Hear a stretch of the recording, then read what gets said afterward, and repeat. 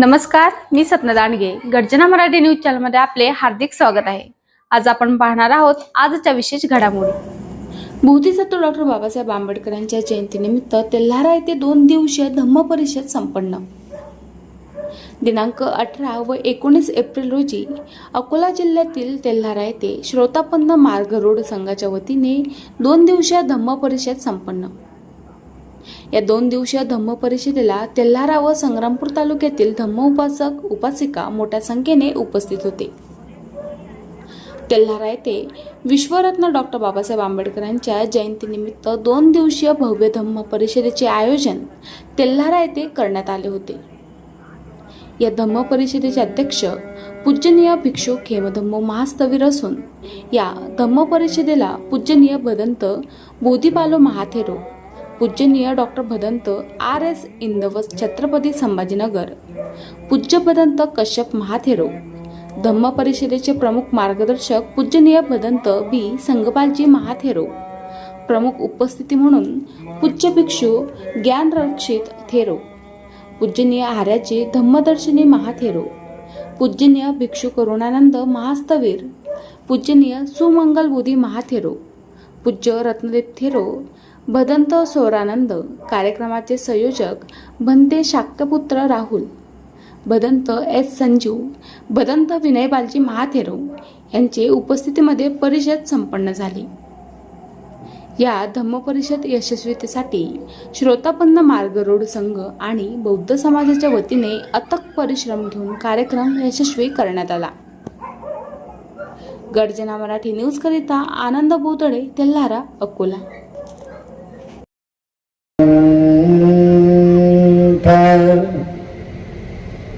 कदम कदम चलते हुए दुर्जन होवे संत.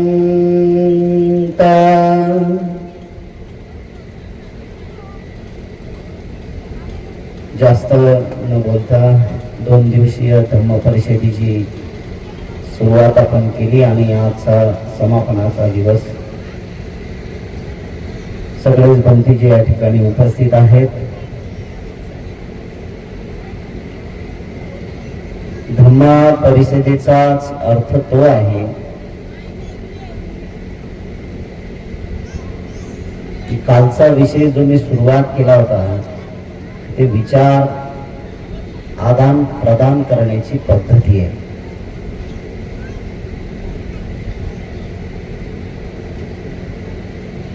आपल्या भाषेमध्ये आपण ज्या वेळेस प्रबोधन करतो किंवा बुद्धाचे विचार मांडत असतो त्यावेळेस बुद्ध चटकन आपल्याला उमजतात. म्हणून भाषेचं ज्ञानही असणं महत्वाचं आहे.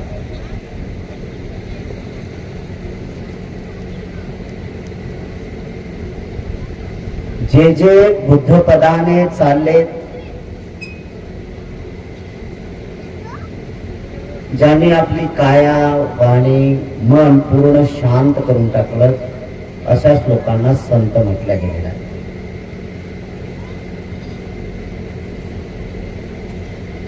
केवळ बुक्का लावणे, कीर्तन भजन करणे हा त्यातला संताचा अर्थ होत नाही. संताच्या महाराष्ट्रातल्या विचारसरणीचा जर विचार आपण केला तर सगळ्यांच्या मोठी नाव जे येते ते तुकोबारायांचं, तुकाराम महाराज. काही म्हणी सुद्धा आपण बोलत असताना आपल्या भाषेमध्ये तुकोबारायाच्याच आठवणीतल्या त्या म्हणी आपण त्या उजाळा करताना किंवा एकमेकाला बोलत असताना बोलत असतो.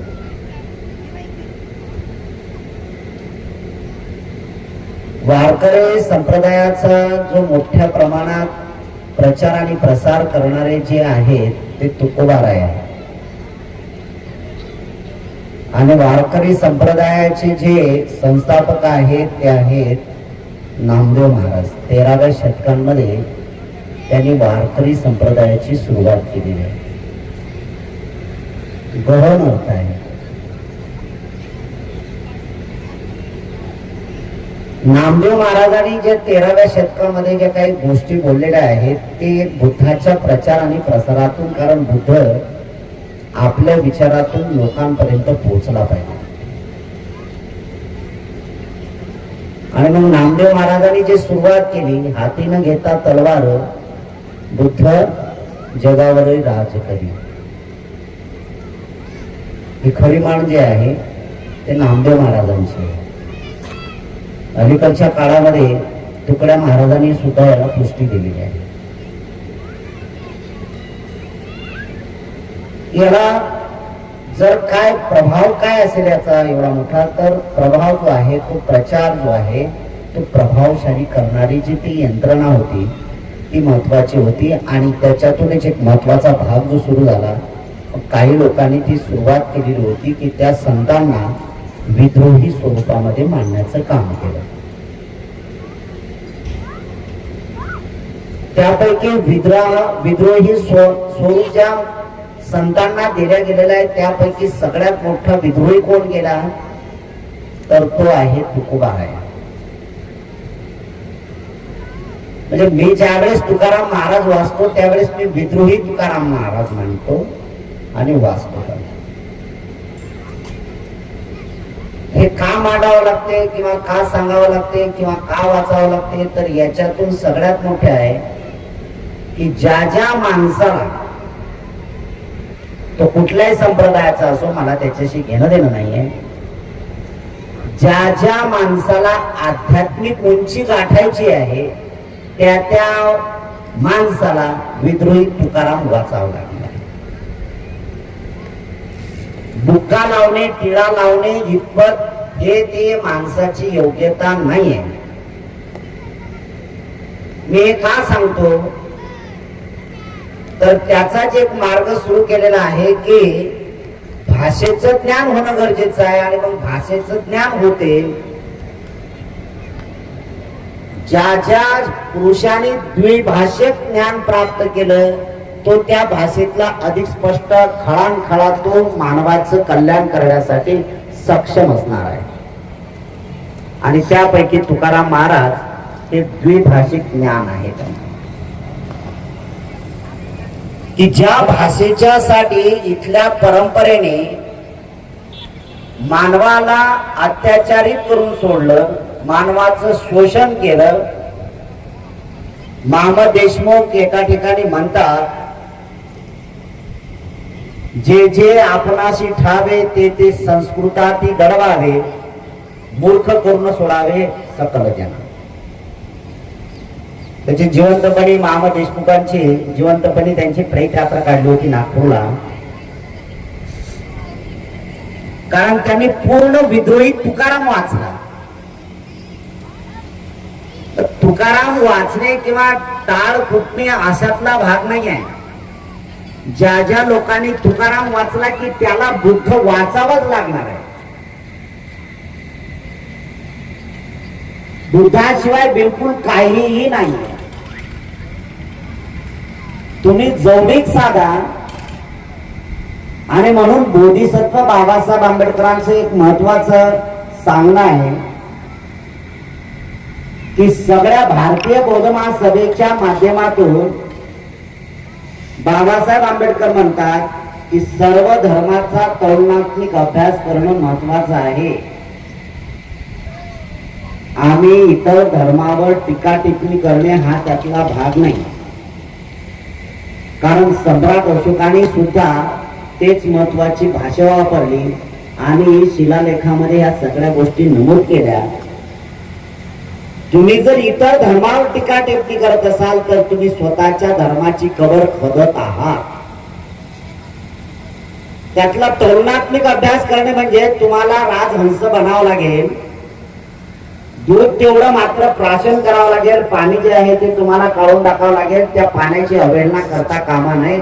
जे मानवाच्या कल्याणासाठी आणि बहु लोकांच्या कल्याणासाठी म्हणजे बहुजन हिताय आणि बहुजन सुखाय आहे, अशा लोकांसाठी जर काय करायचं असेल तर त्यासाठी आपल्याला वाचन करणं अत्यंत गरजेचं आहे. आणि या धम्म परिषदेच्या माध्यमातून आपल्या समोर जे जे लोक वाचन करत नाहीत किंवा ज्यांना वाचनाची आवड आहे पण काही भंतेजींच्या मुखातून असे काही शब्द बाहेर पडतात किंवा काही असे भंतेजी आहेत की विवेकपूर्ण वाचन मांडणी करताना ते त्यांना अधिक ठसते आणि अधिक अभ्यासामध्ये पारंगत होण्याची ती शक्यता आहे आणि ते पुढे जाण्याचं एक महत्वाचं पाऊल असणार आहे.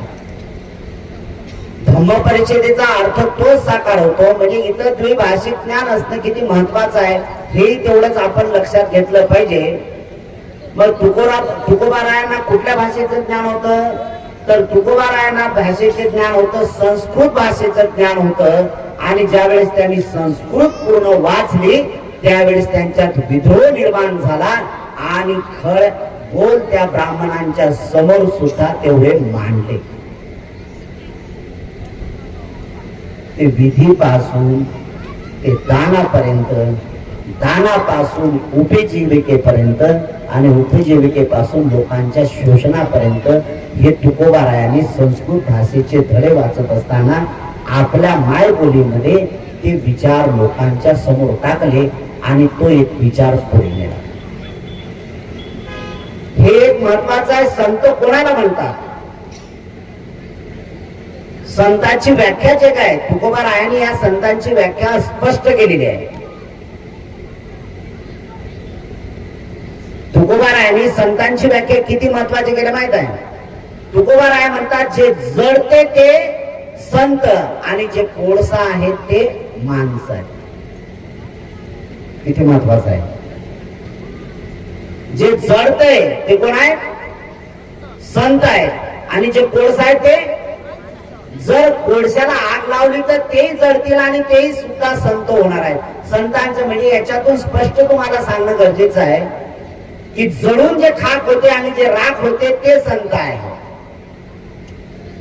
आता जळून राख होणे, खाक होणे याचा अर्थ काय होईल, तर याचा असं अर्थ होईल की ज्यावेळेस लोक कल्याणाचं ज्यावेळेस व्रत धारण केल्या जात असते, लोक कल्याणाचं व्रत धारण केल्या जाते, लोक कल्याण कसं होईल यासाठी हे जे विचार मांडले जात असतात त्यावेळेस आपसूक केवळ फक्त पोट भरण्या इतपत त्याच्यात योग्यता असते. बाकीच्या लालसा ऑटोमॅटिक करून पडतात, त्या खाक होतात, त्या नष्ट होतात आणि केवळ फक्त लोक कल्याणाचा ध्यास त्यांच्या समोर असतो. तो संत आजही तेवढाच महत्वाचा आहे. या लोकांनी केलेली संतांची व्याख्या वेगवेगळी आहे. आपल्याला त्याच्यातून मुक्त व्हायचं आणि लोक कल्याण करायचं आहे. त्यासाठी हे धम्म परिषदेचं आयोजन करणं तेवढंच महत्वाचं आहे. खऱ्या अर्थाने हे ज्या महापुरुषांची विचारसरणी आपण मानतो ना, तर मी सगळ्यात महत्वाचं महत्व व्यान सांगला देतो. जर ते 6व्या शतकामध्ये भारतात आले नसते तर इथला बुद्धाचा इतिहास लोकांना जागृतच झाला नसता. आणि मग त्यांनी इथल्या लोकांच्या बाबतीत विचारसरणी सुरुवात केली. ज्यावेळेस ते पहाटे 4 वाजता अंधाऱ्या रात्री ज्यावेळेस उठतात तर त्यावेळेस व्यान संघ असं म्हणतो की रात्री 4 वाजता पहाटेच्या दरम्यान मध्ये मी इथं महिलांच्या लाईनी पाहिल्या की त्या निर्भयपणे निर्डरपणे ते सकाळी पाणी छेनताना दिसतात. ज्यावेळेस पहाटे 4च्या दरम्यान मध्ये बिलकुल रस्त्याने जर कोणाला बघायचं असेल तर महिला शिवाय कोणी दिसत नाही, कारण तेव्हापासून सुरुवात होते. आणि मग त्याचे जे उद्गार येतात की हा भारत मी पाहिलेला होता, की याला या भारताला या जम्बूद्वीपाला असं म्हणत होते की हा जम्बूद्वीप सोन्याची चिडी आहे. याला 2 अर्थ आहे. स्वयंसमनी महत्व स्त्रियांना किती दिलं, कारण इथला मनुष्याचा वर्ग तसा आहे. आणि हे सगळं कशामुळे शक्य होत आहे हा एक प्रश्न विचारला गेला. हे तू जे मानतो किंवा हे जे सगळं झालं हे कशाचं होतं काय, तर हे होतं केवळ भगवान अनंत सम्यक संबुद्धांच्या विचाराचं होतं काय. आणि भगवान अनंत सम्यक संबुद्धांनी जे मानव कल्याणासाठी जे विचार मांडले आणि लोकांकडून तशा प्रकारची जी अनुसरण्याची पद्धती त्यांनी जी स्वीकारली ती महत्वाची. आणि त्या लोक कल्याणाच्या मार्गातून सुरुवात होणं गरजेचं आहे. या धम्म परिषदेच्या माध्यमातून हे होणं तेवढंच महत्वाचं आहे. 2 दिवस झाले काय चर्चा केल्या, कसं आहे आणि मला मुद्दामून ही गोष्ट सांगायची आहे की केवळ मनोरंजन करणे हा त्यातला भाग नाही. मी अलीकडच्या काळामध्ये भरपूर ह्या गोष्टी पाहत आहे. हे बाकीच्या गोष्टी मी त्यापैकी दोन हबोबा महाराजांचं नाव माझ्याकडे महत्वाचं येते. दोन्ही वेगवेगळे आहेत की ज्याची लाखो रुपयाची फी आहे तो इंदुरीकर, आणि जो काही फीज घेत नाही तो ज्ञानेश्वर वाबळे नाशिकचा. काय गरज आहे ती? केवळ लोक मनोरंजन करणे, खिदी खिदी हसवणे हा त्यातला भाग नाही. विरंगुळा वाटते तुम्हाला तेवढ्या पुरता आणि तिथून समजा. पण जर का लोकांचं कल्याण करायचं असेल, जर का तुम्हाला प्रबोधन करायचं असेल आणि लोकांना आजही सुद्धा त्या विचारधारेतून बाहेर काढायचं असेल, म्हणजे हे समजू नका इथं जे खऱ्या अर्थाने सुरुवात केली, जरी द्विभाषिक ज्ञान जरी प्राप्त झालं असलं तरी मात्र इथे त्या द्विभाषिकांमधला इथला शहाण्या लोकांना मूर्ख करण्याचं कामही सुद्धा इथं करण्यात गेलेलं आहे. आजही सुद्धा त्या गोष्टीचा रेटा जाणीवपूर्वक करताना दिसतात. आजही सुद्धा बावल्या महिला आहेत की त्या मनुस्मृतीचं समर्थन करताना दिसतात. त्या बावलीला अजिबात अक्कल नाही की आपल्या हिताचं आणि परहिताचं काय समजावं हे अजिबात तिला ज्ञान नाहीये. तुम्हा सर्व उपासक उपासिकांना मंगल कामना शुभकामना देऊन या ठिकाणी मी छोट्याशा धम्मदेशनेला सुरुवात करतो. प्रियजनो, सकाळपासून आपण स्तब्ध बसलेले आहात. अतिशय सुंदर पद्धतीने ही धम्मदेशना आपण ग्रहण करत आहात, ऐकत आहात. या धम्मदेशनेमुळे या तेल्लारा हा जो तालुका आहे, तेल्लारा हे गाव आहे, हे पुनीत झालेलं आहे. तेल्लारा गावातील तालुक्यातील जे लोक आहेत, उपासक आहेत, ते पुण्यवान झाला आणि पुण्यवान झाल्यामुळे तुम्हाला ही धम्म श्रवण करण्याची संधी आपल्या सर्वांना लाभत आहे. एक छोटीशी गोष्ट मी तुम्हाला या ठिकाणी सांगतो. 1998-99 ची गोष्ट असेल. जवळपास 98-99 मी 11वी आणि 12वीला तुमच्या तेल्लाऱ्यामध्ये गोपाळराव खेळकर या कॉलेजला मी होते. इथं मी 11वी आणि 12वीची एक्झाम आमचे आठवणीत आई होत्या, त्यांच्या घरी मात्र मी ही एक्झाम देण्यासाठी इथे तुमच्या आठवड्यात तुमच्या तेल्लाऱ्यामध्ये थांबले होते. त्यानंतर मी वयाच्या 7व्या वर्षात या ठिकाणी एक विपश्यना सेंटर आहे बघा, गोंका गुरुजीची विपश्यना या तेल्लारा गावामध्ये झाली होती. आणि तिथे मात्र मी 7वीत असताना पूजनीय बदंत धम्मपालजी मास्तवीर यांच्यासोबत 7वीत असताना पहिलं शिबिर माझ्या आयुष्यातलं मी इथं तुमच्या तेल्लारा गावामध्ये केलं होतं. हे दुर्मिळ प्रसंग मी दोन तुम्हाला यासाठी सांगतो की तेल्लाऱ्याचा माझा फार जुना संबंध आहे. परंतु गेल्या 25 वर्षामध्ये या तेल्लारा गावात येण्याची मला संधी मिळाली नाही.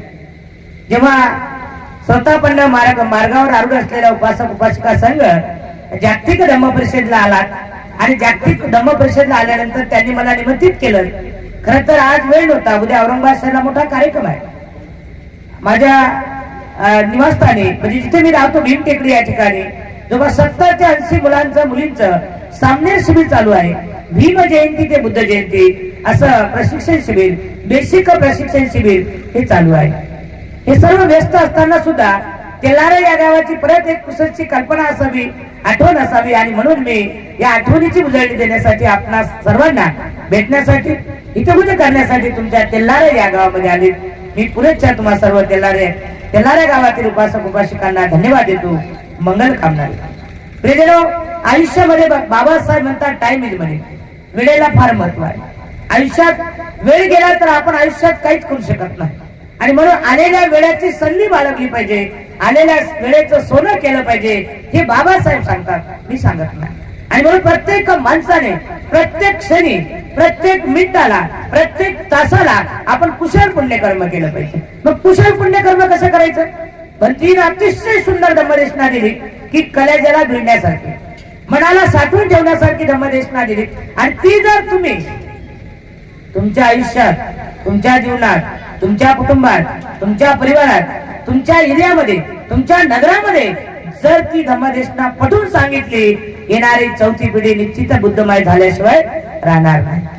प्रियजनो, भगवान बुद्ध म्हणतात, माता पुतो पठानं उत्तदारस संग हो अनाकुलाचक म्हणता येतं मंगलमुत्तमं. मी माझ्या आई वडिलांची सेवा करेन, मुलाबाळाचा सांभाळ करेन, हे माझ्या जीवनातलं उत्तम मंगल आहे असे बुद्ध म्हणतात. आजच्या जगात तसं आहे का? हम दो हमारे दो. लग्न झालं की एका महिन्यात मुलगा आई वडिलाला सोडून जातो की नाही? किती मायेचा मुलगा गेला हातवर करा बरं. इथे माया बसलेल्या आहेत. किती मायेची मुलं गेले सोडून मुलांना. शहरात इथं काम नाही म्हणते, शहरात काम आहे, ड्युटीला जायचं म्हणते, इथं कामच नाही म्हणते, म्हणून मग मायला सोडून मी तुला तिथून पैसे पाठवतो म्हणते. प्रियजनो, तसं नाही. भगवान बुद्ध म्हणतात, या जगातलं मोठं दैवत म्हणजे आई आहे. मी जास्त बोलणार नाही, कारण मला एक गाव आहे, इथून 70 किलोमीटर अंतरावर आहे. मी इथे येणार म्हणून त्यांनी तिथं धम्मदेशना ठेवली. तुमच्यातला अर्धा वेळ मी त्यांना पण देणार आहे आणि तो कार्यक्रम करून मला औरंगाबादला जायचं आहे. म्हणून मी परत तुम्हाला वेळ देईनच. आज मात्र अगदी 10 ते 15 मिनिटं याच्यावरती मी तुम्हाला वेळ देणार नाही, त्याबद्दल दिलगिरी व्यक्त करतो. तर बाबासाहेब म्हणतात, बुद्ध म्हणतात की मी माझ्या आई वडिलांची सेवा करेन. प्रियजनो, या जगातलं मोठं दैवत म्हणजे आई आहे. तिन्ही काळाचा राजा आई विना भिकारी. ही म्हणजे आहे ना, ही म्हण नाही, सत्यता रिअली आहे, फॅक्ट आहे. त्याचं पालन केलं पाहिजे.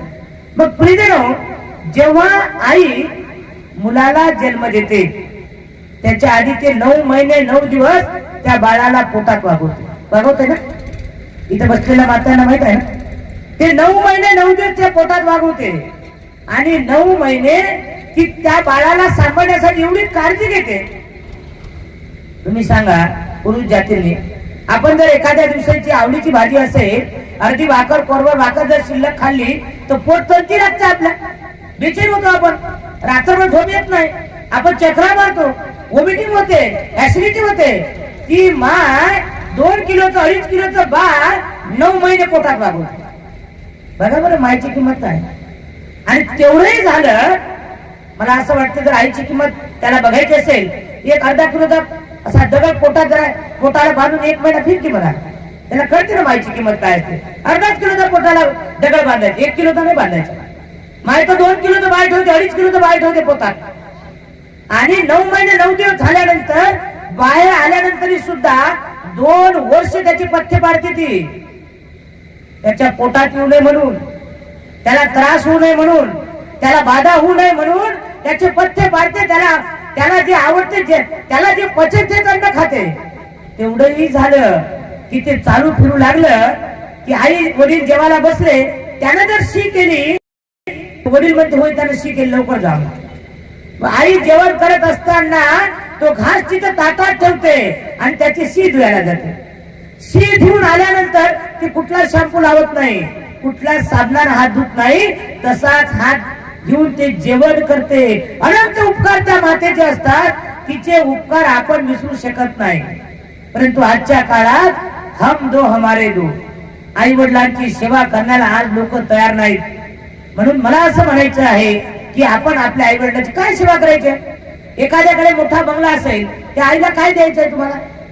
सुनीला सांगायचंय तुम्हाला काय द्यायचं सासूला? काहीच नाही. सकाळी उठलं फक्त एवढंच म्हणायचं, सासूबाई आंघोळ करून घ्या, चहा घ्या आणि नाश्ता घ्या, याच्या पलीकडे काहीच नाही. मुलाला काय करायचंय?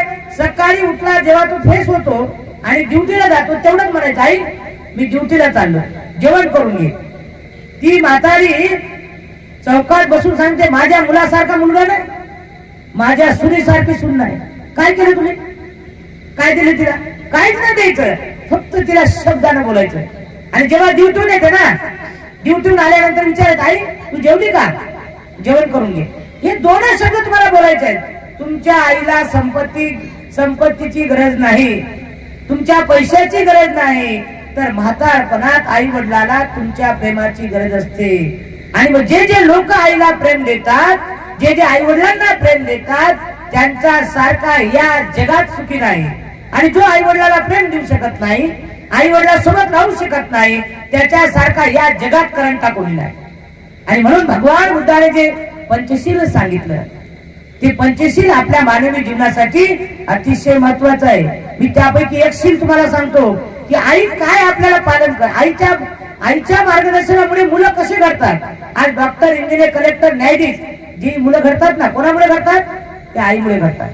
आम्ही नेहमी सांगतो की बाबासाहेबांनी जे 10 संस्कार दिले त्यापैकी लग्नविधी, साक्षगंध आणि गर्भधारणा विधी. आता तुमच्या अकोल्याकडे, तेलाऱ्याकडे काय करतात माहित नाही मला, पण आमच्याकडे तर लय सुंदर विधी करतात. लग्न म्हटलं की त्या लग्न पत्रिकेवर लिहिलेलं असते आपल्या आगमनापर्यंत. मग लग्न असते 11-12ला आणि भंतीजी गेले. भंतीजी शॉर्टकट मारा, हो भंतीजी शॉर्टकट मारा. अरे सकाळी 11 वाजतापासून तर 5 वाजेपर्यंत ते भंतीजी टेबलवर बसतात, कोणीच येत नाही. नाचून नाचून ते दारू संपते, याच्या अंगातली ताकद संपते, तेव्हा कुठं नवरी नवरदेव त्या मंडपामध्ये येतात. आणि आमचा सारखा भंती दिसला की त्यांचं डोकं खराब होते. अरे तुम्हाला कळत नाही का, इतर समाजाचे माणसं आहेत ना. भंतीजी शॉर्टकट मारा. आता माझ्यासारखा आणि भंती असेल शॉर्टकट मारेल, पण विद्वान भंती असेल मारेल का? कोण आणला तर तो भंतीजी, कोण आणला तर ते भंतीजी, कोण आणला तर ज्याने आणला त्याला कहो तो माँ मरे न कहो तो बाप कुत्ता का. कहो तो माँ मरे न कहो तो बाप कुत्ता काय. जर जास्त पंचशील देऊन जर लग्न लावलं, कोण आणला तर त्या भंती त्याला काही येतच नाही. जर आता भगवतो अर्हतो सम्मा सम्बुद्धस्स मनोपुब्बंगमा धम्मा मनोसिद्धा मनोमया.